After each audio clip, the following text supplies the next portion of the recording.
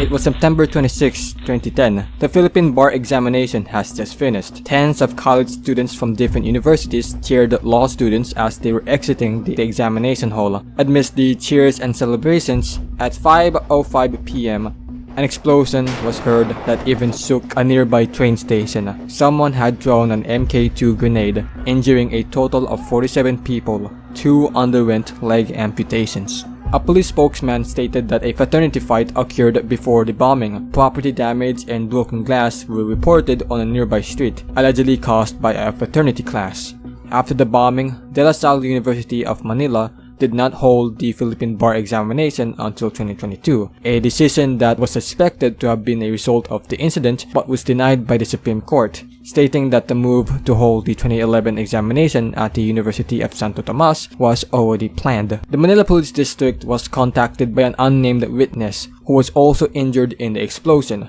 They described the suspect as a man who wore a black jacket and a white t-shirt bearing the emblem of the Alpha Kappa Rho fraternity. They claimed that the man threw the grenade from the other side of the street, aiming for Tau Gamma Pi members, another fraternity. However, the throw landed on San Beda College students. The man was cornered but could not be taken to the police due to his companions being armed, leading to their escape. The witness named Jed Carlo Lazaga as the suspect, a member of the Alpha Kappa Rho fraternity and a law student of the University of San Jose Recoletos of Cebu. However, Lazaga's whereabouts during the explosion disproved his involvement with the incident, with the overall theory being junked after the NBI took over the case. In October, Alpha Pi Omega member Anthony Leal Nepomuceno, a 26-year-old call center agent who graduated from Manuel Quezon University, surrendered himself after the NBI publicly released information about him. Nepomuceno and the fraternity denied their affiliation with the bombing, stating that Nepomuceno was in Marikina 2 hours after the incident and he withdrew money from a bank. Based on testimonies conducted by the NBI, many pointed to Nepomuceno as the perpetrator of the bombing, with the assistance of 2 other fraternity members in assisting his escape. The Vice President of the Philippines at the time, Jejomar Binay, insisted on Nepomuceno's innocence before the NBI finished the investigation. The Vice President faced criticism, in which the administration stated that Binay's statement would have no relevance to the investigation. The NBI found strong evidence of Nepomuceno being the perpetrator from accounts of at least 17 witnesses. The NBI filed with the DOJ numerous counts of frustrated and attempted murder against Nepomuceno. Investigations also linked Nepomuceno's intentions with his fraternity, linking the bombing and the tensions between the two fraternities from an earlier incident in 2009, when an Alpha Phi Omega member was fatally stabbed by a member of the Tau Gamma Pi. In November, the DOJ identified the 2 unnamed Alpha Pi Omega members as suspects, believed to have been the 2 fraternity members assisting in Nepomuceno's escape after the attack. The investigation also linked the fraternity to 2 previous bombing attacks. In response, the fraternity dropped any assistance in the matter. What was also strange about the fraternity was that Jejomar Binay was a member of this fraternity, making his earlier comments about Nepomuceno weirder.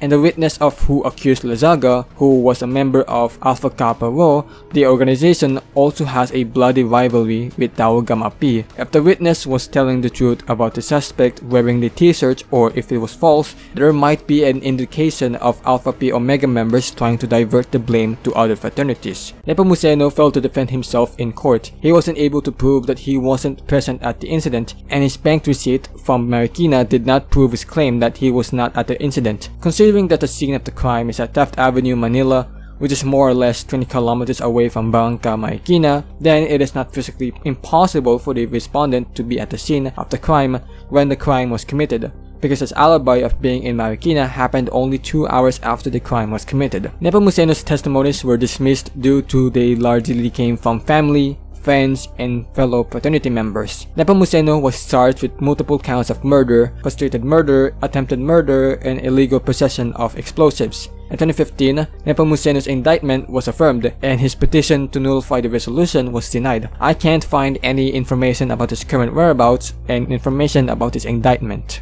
Among the 47 injured, 35 were rushed to the hospital. Hospital ng Manila Medical Center received 17 of the injured, 9 to the Philippine General Hospital, 5 to the Medical Center Manila, 3 to the Manila Doctors Hospital, and 1 to the Manila Adventist Medical Center. 2 people, Raisa Laurel and Joanna Leda, underwent leg amputations.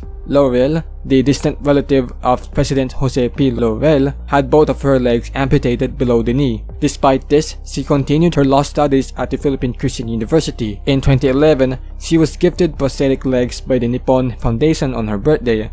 After her graduation, she ran in the 2016 local elections in San Juan City, where she placed third, becoming a first district councilor of the city, serving this district until 2025. Lazaga, who was falsely accused as being the perpetrator, 2 years later would pass the bar examination. However, as of 2023, the three fraternities, Alpha Phi Omega, Tau Gamma Pi, and Alpha Kappa Rho, have been regarded as the biggest yet most violent fraternities in the country. Fraternity violence, hazing, assassinations, and have resulted in tens and thousands of innocent people being killed or hurt.